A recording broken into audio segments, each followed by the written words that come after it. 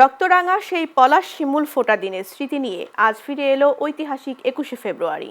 আজ মহান শহীদ দিবস ও আন্তর্জাতিক মাতৃভাষা দিবস।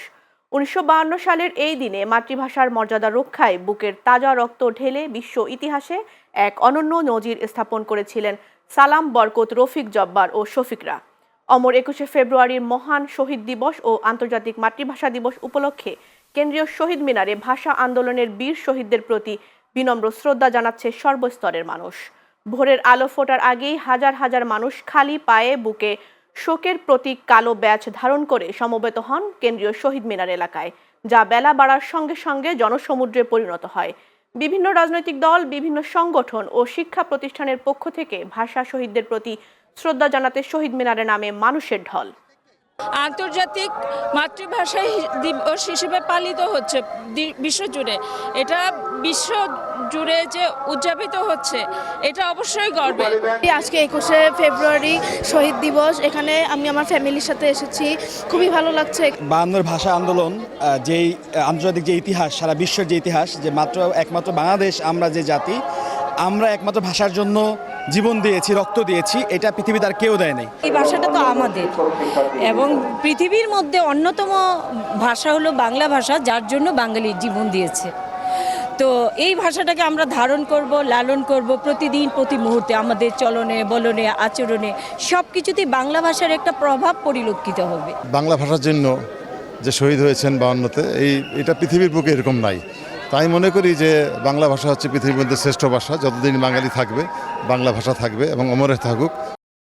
গণতান্ত্রিক মূল্যবোধ, জনগণের অধিকার ও সমতা প্রতিষ্ঠাই ২১এর মূল চেতনা ছিল উল্লেখ করে প্রধানমন্ত্রী তারেক রহমান বলেছেন, এ চেতনাকে ধারণ করে দীর্ঘ লড়াই সংগ্রাম পার হয়ে দেশে আজ গণতন্ত্র পুনঃপ্রতিষ্ঠিত হয়েছে।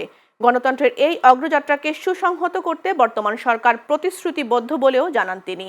মহান শহীদ দিবস এবং আন্তর্জাতিক মাতৃভাষা দিবস উপলক্ষে দেয়া এক বাণীতে তিনি বলেন, ভাষা শহীদদের আত্মদানের মধ্য দিয়ে রচিত হয়েছিল শত বছরের শাসন ও শোষণে জর্জরিত তৎকালীন পূর্ব বাংলার মুক্তির প্রথম সোপান। মাতৃভাষার মর্যাদা রক্ষার এই আন্দোলন শুধু ভাষার অধিকার প্রতিষ্ঠাই করেনি, বরং বাঙালির স্বাধিকার, গণতন্ত্র ও সাংস্কৃতিক চেতনার ভিত্তিকে করেছে আরও মজবুত ও সুদৃঢ়। ২১এর এই রক্তাক্ত পথ ধরেই মহান মুক্তিযুদ্ধের মধ্য দিয়ে বাঙালি অর্জন করেছে বাংলাদেশের স্বাধীনতা। দেশের সার্বভৌমত্ব পুনরুদ্ধার, সাম্য, মানবিক মর্যাদা ও সামাজিক ন্যায় বিচার প্রতিষ্ঠায় দলীয় ৩১ দফা কর্মসূচি বাস্তবায়নে সবাইকে ঐক্যবদ্ধভাবে কাজ করার আহ্বান জানিয়েছে বিএনপি চেয়ারম্যানের উপদেষ্টা ও সিলেট ৩ আসনের সংসদ সদস্য এম.এ. মালিক। শুক্রবার সিলেট দক্ষিণ সুরমা তেলিবাজার মাঠে দক্ষিণ সুরমা বিএনপি ও সহযোগী সংগঠনের আয়োজনে বিএনপি চেয়ারম্যান তারেক রহমান প্রধানমন্ত্রীর দায়িত্ব গ্রহণ করায় ও বেগম খালেদা জিয়া ও আরাফাত রহমান কোকোর রুহের মাগফিরাত কামনায় ইফতার ও দোয়া মাহফিলে তিনি কথা বলেন। তিনি বলেন, দক্ষিণ জেলা ফেঞ্জুগঞ্জ ও বালাগঞ্জবাসীর উন্নয়নে সবাইকে একযোগে কাজ করতে হবে। দক্ষিণ সুরমা উপজেলা বিএনপির সভাপতি শাহাব উদ্দিনের সভাপতিত্বে দোয়া মাহফিলে প্রধান অতিথি ছিলেন বস্ত্র ও পাট মন্ত্রণালয়ের মন্ত্রী খন্দকার আব্দুল মুক্তাদির। প্রধান বক্তা ছিলেন প্রবাসী কল্যাণ ও বৈদেশিক কর্মসংস্থান মন্ত্রী আরিফুল হক চৌধুরী।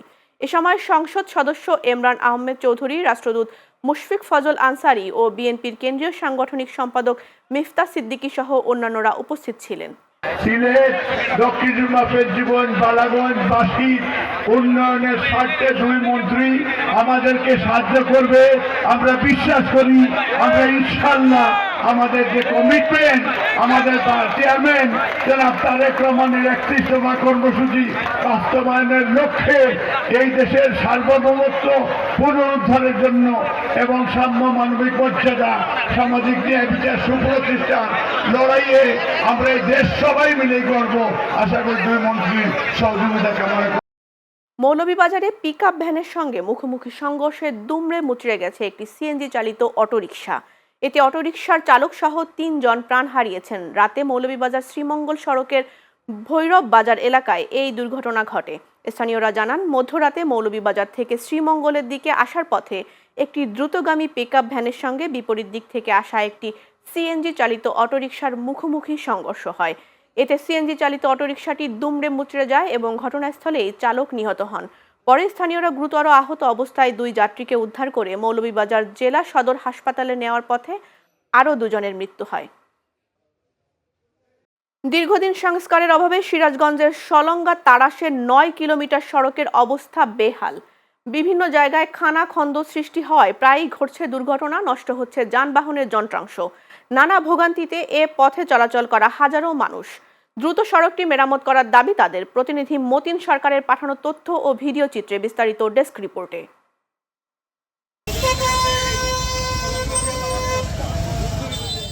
সিরাজগঞ্জের সলঙ্গা থেকে তাড়াশে যাতায়াতের একমাত্র সড়ক এটি। হাজার হাজার মানুষের চলাচলের এই সড়কের দুপাশে রয়েছে সলঙ্গা হাট সহ বহু গুরুত্বপূর্ণ স্থাপনা। দীর্ঘদিন সংস্কার হচ্ছে না সড়কটির। বিভিন্ন স্থানে উঠে গেছে বিটুমিন, সৃষ্টি হয়েছে ছোট বড় অসংখ্য গর্ত। চরম দুর্ভোগ নিয়ে এই পথে চলাচল করতে হচ্ছে যানবাহনের চালক সহ যাত্রীদের। নষ্ট হচ্ছে যানবাহনের যন্ত্রাংশ। বিশেষ করে এ পথে চলতে গিয়ে চরম সমস্যায় পড়েন রোগী সহ স্বজনরা। কিছুদিন আগে একটা গর্ভবতী মেয়ে যাওয়ানো ছিল, এই হুন্ডা করে যাওয়ানো ছিল, হুন্ডা সহকারে পড়ে যায়, মেয়ের তো অবস্থা খারাপ। তারপরে আপনার গাড়ি ভেঙে 2 জন লোকের মাজা ভেঙে গেছে, গাড়ি উল্টে যায়। রাস্তায় চলাচল খুবই কঠিন হয়ে দাঁড়াইছে। রাস্তায় গাড়ি ঘোড়া নিয়ে গেলে গাড়ি টাড়ি ভেঙে রাস্তার ভিতরে পড়ে থাকে। আমাদের এই রাস্তাটা নিয়ে খুবই সমস্যার ভিতরে আছে। সলঙ্গা থেকে তারাশের রাস্তাটা খুবই বাজে অবস্থা, অ্যাক্সিডেন্ট হয়, তারপরে বিভিন্ন গাতাগুতা হয়ে রয়েছে, সেগুলোর ভিতরে গাড়ি পড়ে যায়। আমাদের চলাফেরার জন্য খুবই সমস্যা হয়ে গেছে। যানবাহন চলাচলের সময় পানি ছিটে লাগে। সরকারের কাছে আমাদের দাবি দ্রুত যেন রাস্তাটি সংস্কার করে দেয়। আমরা চাই রাস্তা ভালো, আমরা কাছে গাড়ি ঘোড়া যাতে শান্তি হলে আমরা গাড়ি ঘোড়া চালাতে পারি, এইটা আমরা চাই। সড়কটি অত্যন্ত গুরুত্বপূর্ণ উল্লেখ করে এলজিইডি কর্মকর্তারা বলছেন, ইতোমধ্যে ডিপিপি ভুক্ত হয়েছে। আগামী অর্থ বছরে প্রকল্পটি শুরু হতে পারে। বুয়েট এবং আইইউটি থেকে 2টা টিম এসে অলরেডি টেকনিক্যালি তারা ইনভেস্টিগেশন করছে, টেকনিক্যালি যাচাই করা হয়েছে। এখন এটা ডিজাইন করতে আছে। আমি তো আশা করি প্রকল্পটা আগামী অর্থ বছর 2026 সালে শুরু হওয়ার কথা আমরা শুনতেছি। 2026 সালে শুরু হলে পরে ইনশাআল্লাহ এলাকার লোকজন সুফল পাবে। দীর্ঘদিন সড়কটি চলাচলের অনুপযোগী হলেও কর্তৃপক্ষ কার্যকর পদক্ষেপ না নেওয়ায় ক্ষোভ বিরাজ করছে স্থানীয়দের মাঝে। জনস্বার্থে দ্রুত সড়কটি সংস্কারের দাবি জানিয়েছেন যানবাহনের চালক সহ স্থানীয়রা। আশরাফুন নাহার মালা, চ্যানেল এস নিউজ ডেস্ক।